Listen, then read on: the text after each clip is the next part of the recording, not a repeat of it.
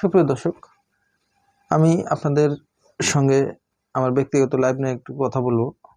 আপনারা আমার ব্যক্তিগত লাইভের কথাগুলো একটু শুনুন। দেখুন কি হয়েছে আমার লাইভে। আমি অনেক ভালো ছেলে আর কি, চেহারাটাও অনেক সুন্দর ছিল, কিন্তু নানান টেনশনে আমার চেহারাটা নষ্ট হয়ে গেছে, আগের মতো চেহারাটা নেই। তো এখন আমার বয়স যখন 20 বছরের মতো আর কি, তখন বাবা মা আমাকে বিয়ে করাবে।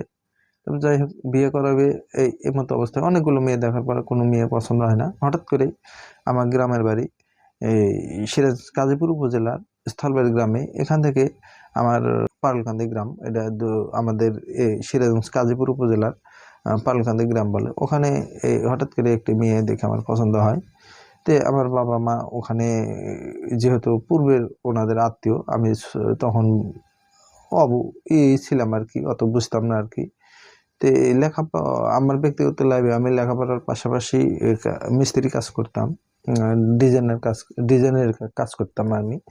সে এই মতো অবস্থায় বিবাহ করার জন্য উদ্যোগ নিলে পরে আমার বাবা মা মানে পালকাদা গ্রামে একটি মেয়ে পছন্দ হয়, ওনাকে এক পর্যায়ে বিবাহ করে ফেলে। তো বিবাহের কিছুদিন পরে আমি দেখতে পারি যে ওনাদের বাড়িতে যেগুলো হয় এগুলো মানে অসামাজিক কার্যকলাপ বলতে মদ, গাঁজা আমার জলে আর কি, বাড়িপুর, এগুলো আমার বুঝের বাইরে পড়ে।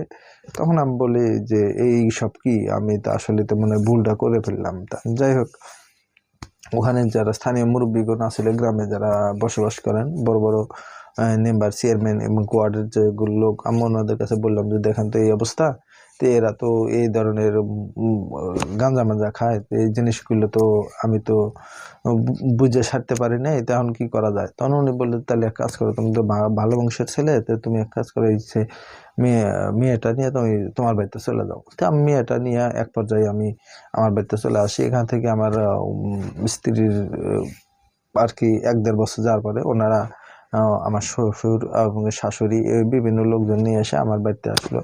এসে এক পর্যায়ে কয়ে যে আমার মেয়ে ভাত খাওয়াবো না, আমার মেয়ে আমাকে দিয়ে দেন। বললাম না, আপনার মেয়ে তো নিয়ে যাবেন, তাহলে যে পেটে যে বাচ্চা আছে, বাচ্চা কি করবে? তখন বলে বাচ্চা আমরা ফেলে দেবো। তখন আমার বললো, আমার মাথা ঠিক থাকলো না। এরকম বলে কি? বললাম শোনেন, ওটা আপনার মেয়ে, আর ওর গর্ভে যেটা আছে সেটা আমার সন্তান। তো আপনার মেয়ে আপনি নিয়ে যাবেন, আর আমার সন্তানটা আমার দিয়ে যাবেন, একটু অপেক্ষা করুন।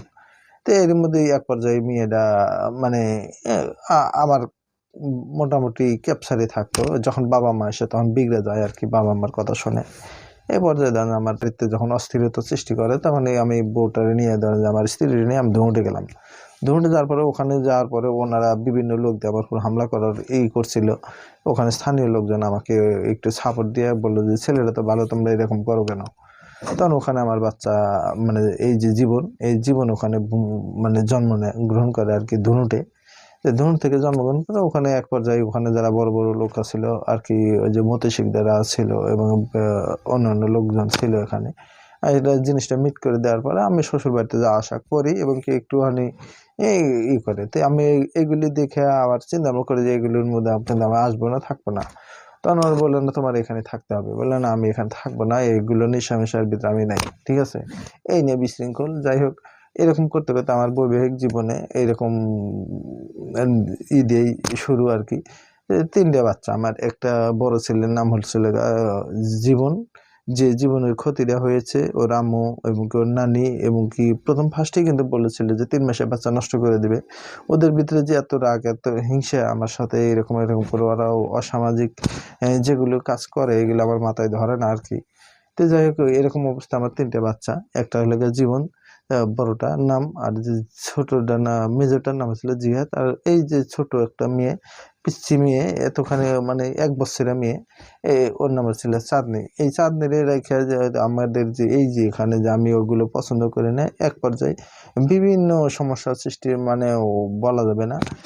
আমাদের ভিতরে অনেক আইন কানুনের বিষয়টি হয়ে বসেছিল। আমি একবার যাই সিরাজগঞ্জ কোর্টে, যা আমাকে ও বাড়ি থেকে বের করে দেওয়ার পরে বিভিন্ন মারাধরা করবে, এরকম এরকম, তুই এত ভালো, তুই এই সেই, আমাদের সাথে মিল করে থাকতে হবে, আমার বাড়িতে থাকতে হবে। আমি বলছি না, আপনাদের বাড়িতে আমি থাকবো না, এরকম আপনারা গাঞ্জা মাঞ্জা খান, এগুলোর মধ্যে আমি নেই, ঠিক আছে? তখন বললো যে না, তোমাদের এখানে থাকতে হবে, নাহলে পরে তোমাদের বউ এগুলো দেওয়া হবে না, আমার মেয়ে দিব না।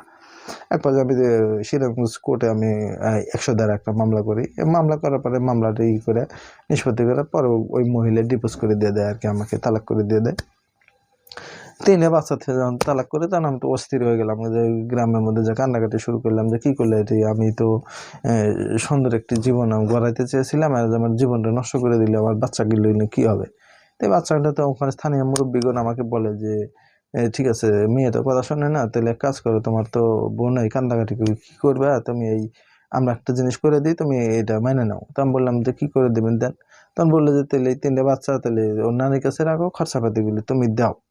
তা আমি ওনারা আমার যেহেতু অভিভাবক, গ্রামের মেম্বার, এখানে আসাদুল ডক্টর ছিল, ওখানে যে শাহাদতের বাবা মুজাম্মেল উনি ছিল, মুজাম্মেল মেম্বার ছিল, এবং কেউ এই গ্রামের আর কি মাথা উঁচু যেগুলো গ্রামের মধ্যে সালিশ করে, তা আগের কথাটা আমি মান্য করলাম যে ঠিক আছে, উনি যদি আমাকে বাচ্চা 3টা যদি রেখে দিল, আমার খরচ নিয়ে যদি উনি এই কাজটা করে দেয়, যেহেতু ওনার মেয়ে তো কার কথা শোনে না, এবং ওই ফ্যামিলি কেউ কার কথা শোনে না আর কি, ওই সমাজ কি জিনিস এটা বোঝে না। তা আমি বললাম আচ্ছা ঠিক আছে, আপনারা যখন যেটা করে দেন সেটার মধ্যে আমি থাকবো না।